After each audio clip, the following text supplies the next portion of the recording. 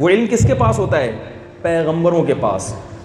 اس کے لیے حضرت عیسیٰ علیہ السلام دنیا میں آئے, موسیٰ علیہ السلام دنیا میں آئے, آدم علیہ السلام, نوح علیہ السلام, ادریس علیہ السلام اور زکریا علیہ السلام, سلیمان علیہ السلام, داؤد علیہ السلام, یونس علیہ السلام, نوح علیہ السلام, محمد صلی اللہ علیہ وسلم, ابراہیم علیہ السلام, اسحاق, یعقوب, اسماعیل علیہ السلام. یہ جو اتنے سارے علیہ الصلاۃ والسلام دنیا میں آئے, اتنے سارے پیغمبر دنیا میں آئے, یہ میڈیکل سائنس کو لے کر نہیں, یہ فزکس کیمسٹری کو لے کر نہیں. نہ انہوں نے میڈیکل سائنس کی نفی کی, یہ بھی نہیں کہا کہ میڈیکل سائنس مت پڑھو, فزکس مت پڑھو, کیمسٹری مت پڑھو, نہ پڑھو. لیکن انہوں نے کہا کہ کچھ اور بھی چیزیں تمہارے لیے ضروری ہیں جو تمہیں کیا بنائیں گی؟ انسان بنائیں گی. آج مسئلہ یہ ہے کہ ہم ہر علم حاصل کر رہے ہیں, مگر انسان کو جو چیز انسان بناتی ہے, جو اسے دوسری مخلوق سے ممتاز کرتی ہے, اس علم کی طرف ہماری توجہ بولو بھائی نہیں.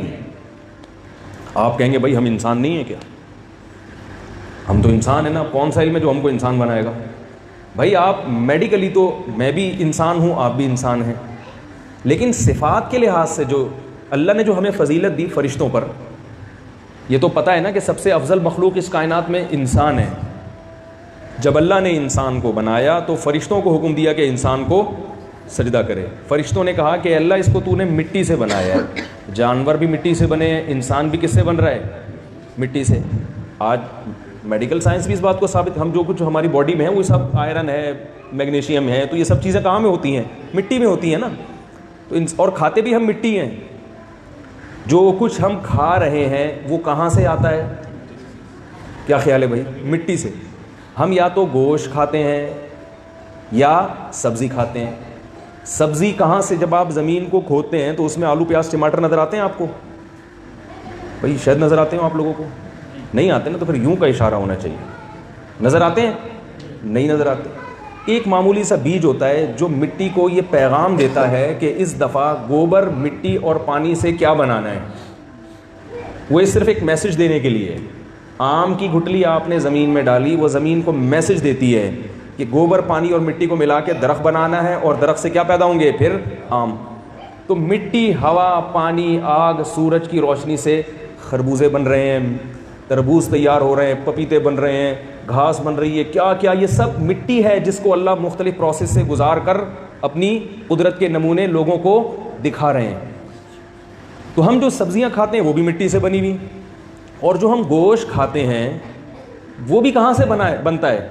کیونکہ جانور کیا کھائیں گے؟ وہ گھاس کھائیں گے, اور وہ گھاس کہاں سے آئی ہے؟ مٹی سے. تو اللہ نے ہمیں بنایا بھی مٹی سے اور ہمیں کھلائی بھی مٹی, اور ہم بنیں گے بھی بالآخر کیا؟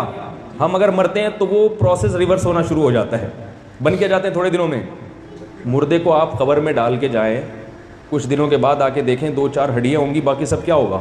مٹی. اور پھر کچھ وقت کے بعد وہ ہڈیاں بھی مٹی. تو سب مٹی ہی مٹی ہے. تو فرشتوں کو یہی اشکال ہو رہا تھا کہ مٹی تو ہے, تو یہ کون سی کوئی نئی مخلوق آ گئی؟ پہلے شیر تھے, ڈائناسور تھے, چھپکلیاں تھیں, کیڑے مکوڑے تھے, وہ بھی مٹی, تو یہ بھی مٹی. تو ان کو تو اللہ نے کہا نہیں کہ سجدہ کرو. اس کو اللہ تعالیٰ کہہ رہے ہیں ہمیں کہ کیا کرو اس کے سامنے؟